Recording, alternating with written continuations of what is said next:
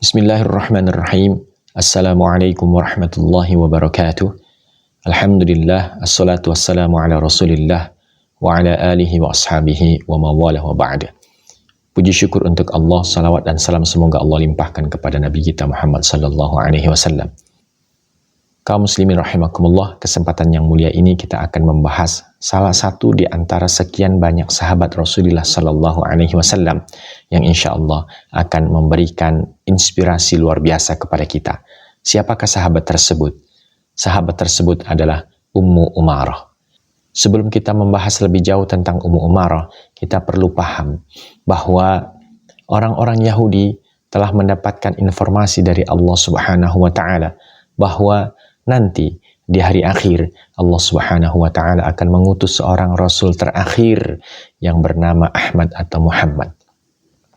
Mereka selalu membangga-banggakan sebagai umat yang berhak untuk mengikuti ajaran rasul terakhir tersebut. Di antara sekian banyak orang Yahudi ada beberapa kabilah yang kemudian tinggal di Madinah. Orang-orang Yahudi yang tinggal di Madinah ini sering menebar ancaman bahwa nanti saat Rasul terakhir ini tiba, mereka akan berkongsi dengan Rasul terakhir ini untuk menghancurkan orang-orang Madinah. Mendengar ancaman tersebut, orang-orang Madinah pun kemudian tergerak untuk mencari informasi siapa sebenarnya Rasul terakhir ini. Dan akhirnya mereka mendengar seorang yang dikenal dengan nama Muhammad yang mengaku diutus oleh Allah Subhanahu wa taala untuk menyampaikan ajaran dan firman-Nya. Kaum muslimin rahimakumullah. Singkat cerita, kemudian berangkatlah 12 orang untuk berbaiat kepada Nabi Muhammad sallallahu alaihi wasallam. Baiat ini kemudian dikenal dengan nama bai'ah pertama atau bai'ah ula. Kemudian tak berselang lama berangkatlah 72 orang Madinah untuk berbaiat atau bersumpah setia kepada Rasulullah sallallahu alaihi wasallam, dan 72 orang yang melakukan baiat ini salah satu di antaranya adalah Ummu Umarah. Setelah ia dibaiat oleh Rasulullah sallallahu alaihi wasallam, ia bercita-cita untuk menjadi pribadi muslimah yang kafah. Ia bercita-cita untuk menjalankan semua perintah Allah dan Rasul-Nya. Saking semangatnya, kemudian ia berpandangan bahwa tidak sepatutnya kemudian menyerahkan semua urusan hanya kepada laki-laki. Ia berpandangan perempuan juga harus memiliki kiprah di tengah perjuangan dakwah ini. Sampai kemudian ia berkata, "Ma ara kulla syai'in illa lirrijal." Tidaklah aku lihat segala sesuatu kecuali hanya untuk laki-laki.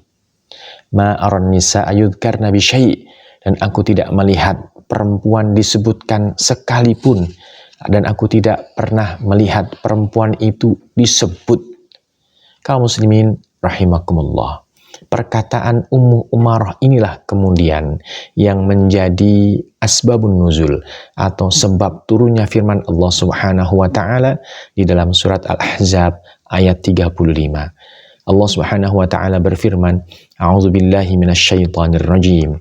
Innal muslimina wal muslimat wal mu'minina wal mu'minat wal qanitina wal qanitat was sadiqina was sadiqat was sabirina was sabirat wal khashi'ina wal khashi'at wal mutasaddiqina wal mutasaddiqat was saimina was saimat والحافظين فروجهم والحافظات والذاكرين الله كثيرا والذاكرات أعد الله لهم مغفرة وأجرا عظيما.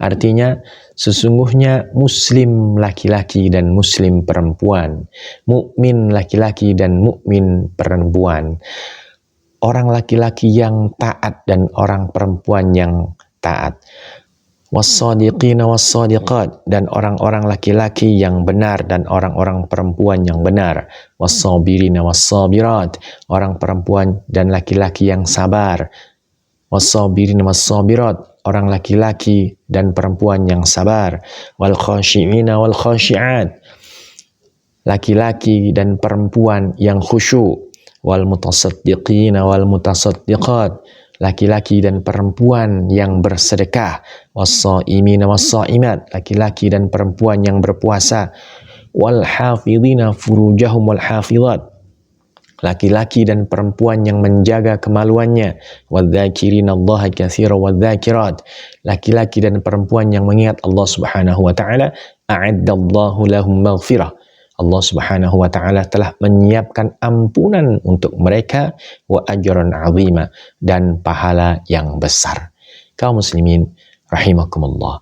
Dalam ayat ini Allah Subhanahu wa taala menegaskan bahwa tidak ada perbedaan antara laki-laki dan perempuan di hadapan Allah Subhanahu wa taala kecuali iman dan takwanya. Laki-laki dan perempuan di hadapan Allah Subhanahu wa taala sama, yang membedakan mereka adalah iman dan takwanya. Meskipun kaum muslimin rahimakumullah, dalam beberapa detail pelaksanaan ibadah, dalam beberapa rincian ibadah dan kewajiban mungkin akan sedikit berbeda. Tapi kaum muslimin rahimakumullah, perbedaan rincian itu tetap akan dihitung oleh Allah Subhanahu wa taala sebagai sebuah amal yang baik dan akan bernilai tinggi apabila disertai dengan iman dan takwa. Setelah mendengar firman Allah Subhanahu wa taala tersebut, Ummu Umarah pun kemudian menyadari bahwa perempuan juga bisa ikut andil dalam perjuangan agama ini. Dan hal yang bisa dilakukan oleh perempuan dan ini bisa menjadi jihad yang besar adalah mendidik anak dengan baik. Ummu Umarah mendapatkan anugerah 2 orang putra yang luar biasa. 2 orang putra tersebut adalah Habib bin Zaid dan Abdullah bin Zaid. Ummu Umarah mendidik 2 putranya ini dengan baik. Ummu Umarah selalu mengajarkan yang terbaik, mendidik dengan didikan yang terbaik, dan berusaha untuk menjadikan anaknya seperti halnya orang atau seperti halnya pribadi yang disebutkan di dalam surat Al-Ahzab ayat 35 tersebut. Ia selalu berusaha untuk mendidik anaknya sesuai dengan urutan surat tersebut. Muslim, mukmin, qanitin, dan seterusnya. Atas izin Allah Subhanahu wa taala, kemudian anaknya menjadi pribadi yang luar biasa. Dan akhirnya pada tahun 63 Hijriah, Islam memanggil mereka. Pada tahun 63 Hijriah ini terjadi pertempuran atau perang Yamamah. Perlu diketahui bahwa perang Yamamah adalah perang yang dilakukan oleh Abu Bakar untuk memerangi Musailamah Al-Kadzab yang mengaku menjadi nabi. Kemudian Abu Bakar mengutus Habib bin Zaid, yakni putra dari Ummu Umarah, untuk datang kepada Musailamah Al-Kadzab. Kemudian Musailamah Al-Kadzab pun menangkap Habib dan memaksanya untuk mengakui dan mengikrarkan bahwa Musailamah adalah nabi. Di saat-saat genting seperti ini, iman Habib benar-benar diuji. Dan Habib lolos, Habib lulus untuk menunjukkan bahwa dia adalah pribadi yang memang beriman kepada Allah Subhanahu wa taala secara paripurna. Karena Habib bin Zaid tidak menuruti apa yang diminta oleh Musailamah Al-Kadzab, akhirnya Habib dipotong-potong oleh Musailamah Al-Kadzab. Dalam sebuah riwayat disebutkan, faqta'a Musailamatu 'udwan famata syahidan. Musailamah pun memotong-motong Habib sehingga Habib pun meninggal dalam keadaan syahid. Setelah utusannya dibantai oleh Musailamah, Abu Bakar pun akhirnya mengumandangkan perang. Dalam perang tersebut, kaum muslimin bisa memukul mundur dan menghancurkan gerakan Musailamah Al-Kadzab. Dan akhirnya Musailamah Al-Kadzab berhasil dibunuh oleh Wahsy dan Abdullah bin Zaid. Kaum muslimin rahimakumullah, perlu diketahui bahwa Abdullah bin Zaid adalah saudara dari Habib yang merupakan putra dari Ummu Umarah. Lalu bagaimana dengan Ummu Umarah? Saat perang itu terjadi, Ummu Umarah bertugas di belakang medan perang. Ia bertugas untuk menjaga dan untuk mengobati para sahabat yang terluka. Namun demikian, Ummu Umarah tetap terkena dampak perang. Akhirnya tangannya putus dan ia mendapatkan 12 tusukan. Tapi Allah Subhanahu wa taala masih menyelamatkan nyawanya. Kaum muslimin rahimakumullah. Bagaimana dengan putranya yang bernama Abdullah? Abdullah kemudian syahid pada perang Al-Harrah. Perang Al-Harrah atau Al-Hurrah adalah perang yang terjadi di Madinah. Saat itu pasukan Yazid bin Muawiyah menyerbu kota Madinah dan membunuh banyak sekali kaum muslimin, bahkan beberapa sahabat. Kaum muslimin rahimakumullah.